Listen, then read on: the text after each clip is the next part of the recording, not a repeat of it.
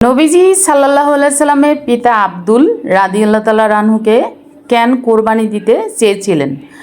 আব্দুল মুতালিব। আসসালামু আলাইকুম।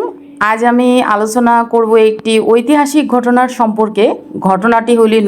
ঘটনাটি হলো নবী মোহাম্মদ সাল্লাল্লাহু আলাইহি সাল্লামের দাদা আব্দুল মুতালিব কেন তার ছেলে আবদুল্লাহকে কোরবানি দিতে চেয়েছিলেন। ইসলামের ইতিহাসে আব্দুল মুতালিব ছিলেন অত্যন্ত সম্মানিত একজন ব্যক্তি। তিনি ছিলেন কাবা শরীফের তদান্তধায়ক এবং মক্কার কুরাইশ গোত্রের নেতা।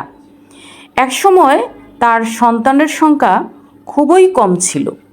তখন তিনি আল্লাহর কাছে একটি মান্যত করেন। তিনি বলেন, যদি আল্লাহ তাকে 10 জন শক্তিশালী পুত্র দান করেন তাহলে তিনি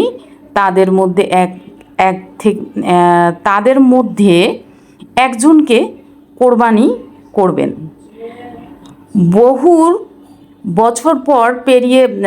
বছর পেরিয়ে যায়। আল্লাহর ইচ্ছা আব্দুল মুতালিবের 10 জন পুত্র হয়।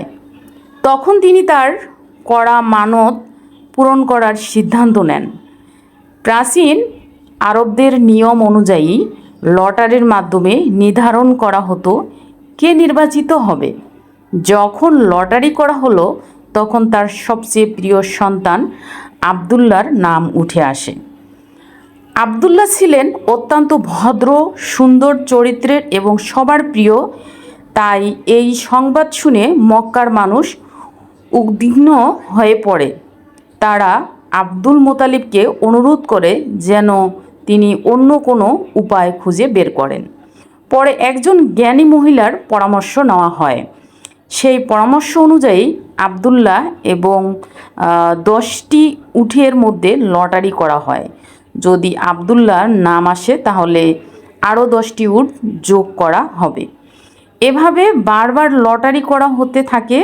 প্রতিবারেই আবদুল্লাহর নাম আসে এবং উটের সংখ্যা বাড়ানো হয়। অবশেষে উটের সংখ্যা 100-তে পৌঁছে লটারি উটের নাম উঠে আসে। তখন আব্দুল মুতালিব নিশ্চিত হওয়ার জন্য কয়েকবার একই পদ্ধতিতে লটারি করেন। প্রতিবারই উটের নামেই আসে।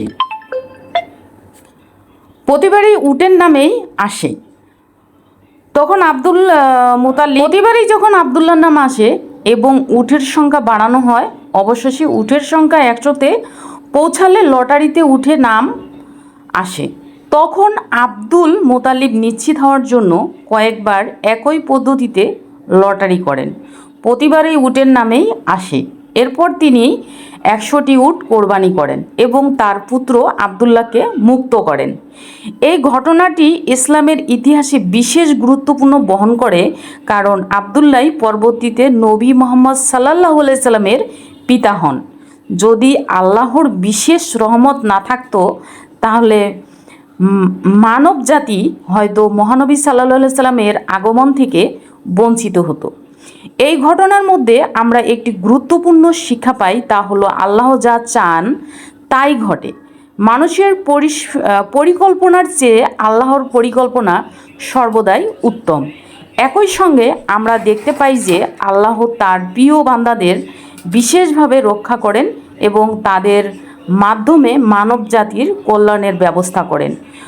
পরিশেষে বলা যায়, আব্দুল মুতালিব তার মানব পূরণের উদ্দেশ্যে আবদুল্লাহকে কোরবানি দিতে চেয়েছিলেন, কিন্তু আল্লাহর ইচ্ছে 100টি উট কোরবানি করা হয় এবং আবদুল্লাহর রক্ষা পান।